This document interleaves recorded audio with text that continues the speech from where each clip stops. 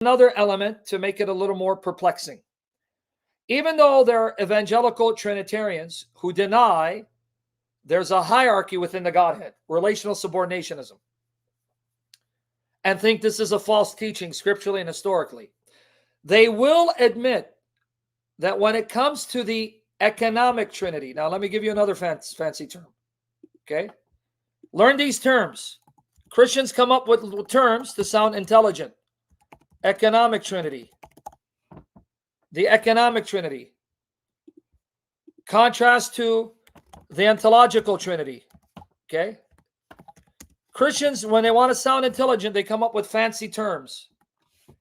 Economic Trinity, ontological Trinity. The ontological Trinity means the Trinity as they relate to one another in regards to their essence, their ontos, their being, their nature. Ontological Trinity, the nature of the Trinity. So the ontological Trinity, their nature is the same. The economic Trinity refers to the economy of the Trinity, the work of the Trinity, the economy of the Trinity, the work of the Trinity in relationship to creation, the roles they assume, the positions they assume in respect to the creation, the roles they assume to create, and the roles they assume to sustain, and the roles they assume to save. That's called the economic Trinity, the working of the Trinity, the Trinity in action, the Trinity at work. Okay? You understand the difference?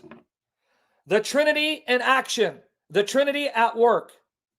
The ontological Trinity refers to the Trinity as they relate to one another in terms of their essence.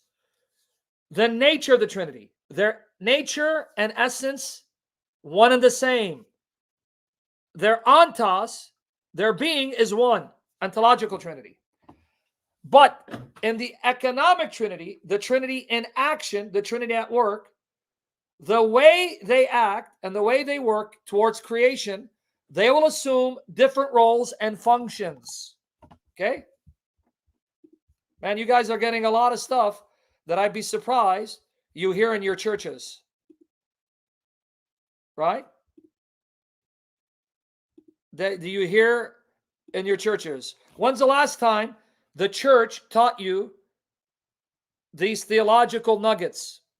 Ontological Trinity, economic Trinity, ontological subordination, relational subordination. When's the last time you heard these things? All glory to the Holy Spirit for his goodness. So are you learning this? Rewatch these sessions and become second nature. Okay. Are you learning this? All right. If you're learning, exactly, it is the Orthodox Church's position, which is the position of all the churches that trace themselves to the apostles, even though you're in schism. Okay. Now, when it comes to the economic Trinity, the Father, Son, Holy Spirit assumed roles in their work towards creation. They assume roles in creating all things. They assume roles in sustaining all things. They assume roles in saving all things. For example, it was the role of the Son to become flesh, to become human, and redeem creation by his death. That is a role that neither the Father nor the Spirit assumed. Are you with me there? The Father did not become flesh and redeem the world by his sacrificial human death. Neither did the Spirit. The Son assumed that role. So this is what we call the economic Trinity. How Father, Son, and Spirit work together in their actions and their working towards creation. Okay, with me there? Stephen, everyone else? May the Lord increase the numbers for his glory, not for my praise. Okay, well, you got it? You with me? So this differentiate the economic Trinity from the ontological Trinity. So there are evangelicals who say, in the economic Trinity, the Son, by becoming flesh, assumed the role of a servant, and because he's still human, in that role, as incarnate, in flesh, albeit he's now a glorified man with a glorified physical body, because he's still human, in that regards, in that aspect, by taking the nature of a creature, human nature, he is subject to the Father and will forever be subject to the Father in regards to his human nature.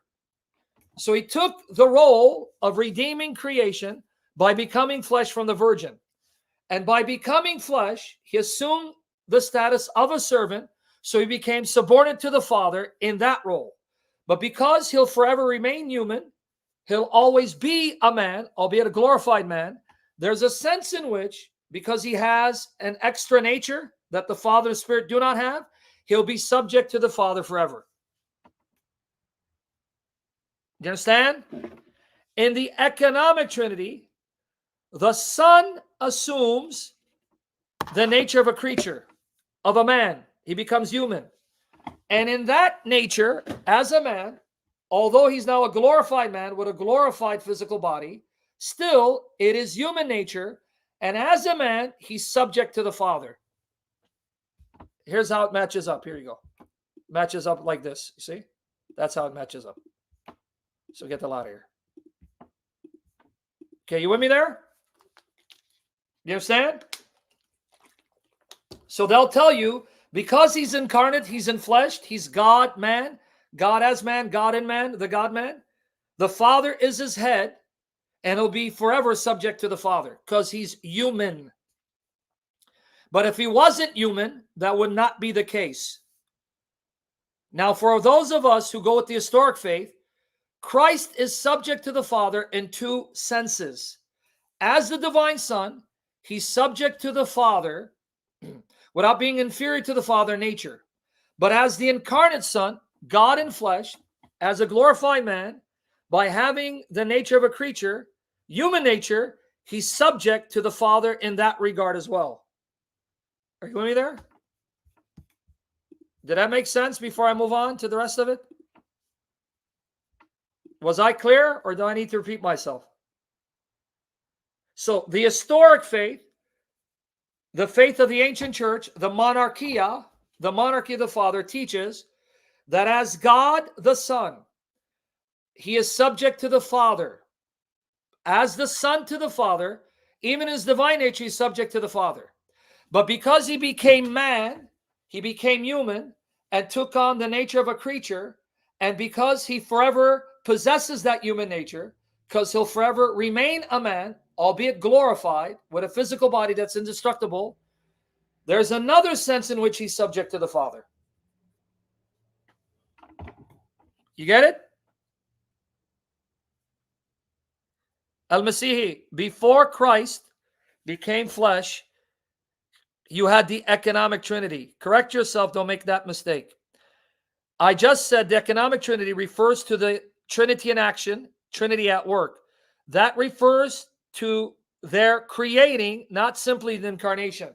Make that mistake again, and I'll find you, sucker. Listen better, so you don't make that mistake. Everyone got it? So you notice how you worded only because of creation and the incarnation.